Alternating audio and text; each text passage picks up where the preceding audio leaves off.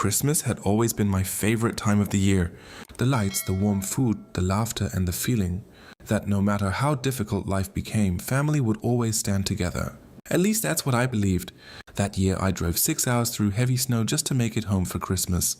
My wife had passed away 2 years earlier after a long illness, and since then, I had been raising our 8-year-old daughter. Lily alone. Money was tight. I worked overtime at a warehouse, skipped meals more often than I'd admit, and wore the same winter coat for 5 years. Still, I bought everyone gifts, nothing expensive.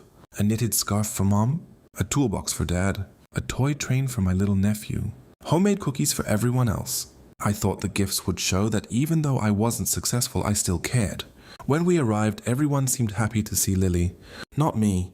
Dad barely looked up.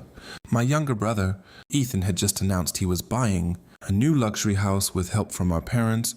My sister talked proudly about her overseas vacations. Then someone asked me how work was going. I smiled politely. I'm doing okay, just trying my best. Dad laughed. Trying isn't enough. The room suddenly became quiet. He put down his fork and looked directly at me. You've always been the family disappointment. I forced a smile, hoping he was joking. He wasn't. You can't even provide a decent life for your daughter. My heart sank. Mom whispered, please stop. But Dad continued, we've spent years worrying about you. You borrow nothing now, but you're still a burden. Then came the words I'll never forget. You're a burden, and we don't want you here anymore. The room froze. No one defended me. Not my brother. Not my sister. Not even my mother. Lily reached for my hand under the table. Daddy? I looked at her frightened face and realized staying another minute would only hurt her more. I quietly stood up. Come on, sweetheart. We picked up our coats. No one stopped us. Not one person. Outside snow covered the driveway. Lily looked up at me. Did Grandpa mean that? I swallowed the lump in my throat. I don't know. She hugged me tightly. I still love you, Daddy. Those simple words saved me from completely breaking apart. Instead of driving home immediately, we checked into a small roadside motel. The heater barely worked. The room smelled old, but it felt safer than my parents' house. That night, Lily handed me one of her Christmas drawings. It showed just the two of us holding hands under a bright star. Across the top she had written, my family. I cried after she fell asleep. The next morning I made a decision. I would never beg anyone to love us. I would build a better future. For Lily, and for myself, the following months were the hardest of my life. I enrolled in evening classes after work. I learned computer networking. Every night after putting Lily to bed, I studied until midnight. Many times I wanted to quit, but every time I remembered Dad's words, you're a burden, those words became fuel. 1 year later, I landed my first IT support job. The salary doubled what I had been earning. 2 years later, I became a systems administrator. Life slowly changed. We moved into a small but beautiful home. Lily had her own bedroom for the first time. She joined the school music club. She laughed more. She smiled more. So did I. One afternoon, I received a phone call from Mom. She sounded nervous.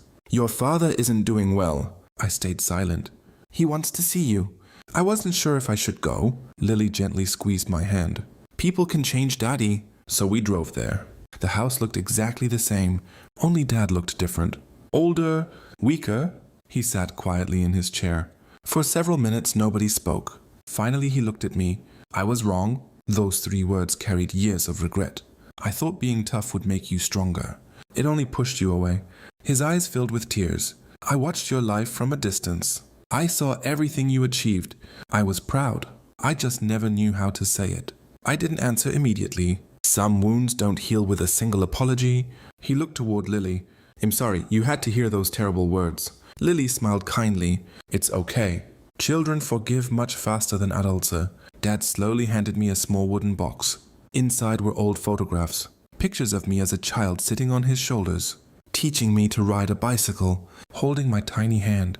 I never stopped loving you. I just forgot how to show it. For the first time in years, I hugged him, not because everything had been fixed, but because carrying hatred had become too heavy.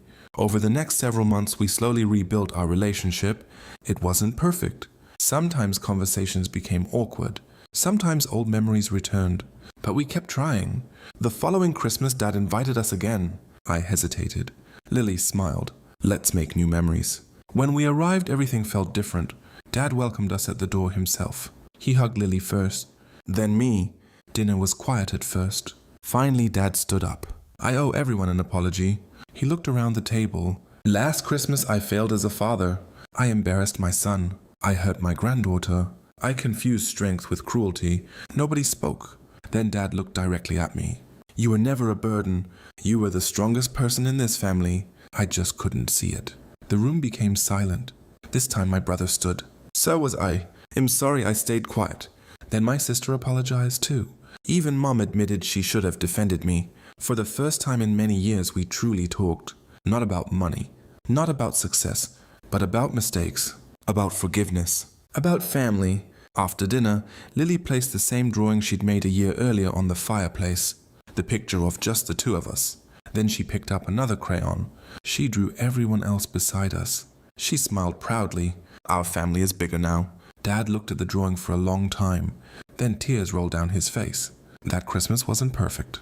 The past could never be erased. But something new had begun. Real healing. I finally understood something important. Family isn't defined by the people who never hurt you. It's defined by the people willing to admit they were wrong, ask for forgiveness, and fight to become better. And sometimes the greatest Christmas gift isn't found under a tree. It's hearing the words you thought you'd never hear. I'm sorry. You were never a burden.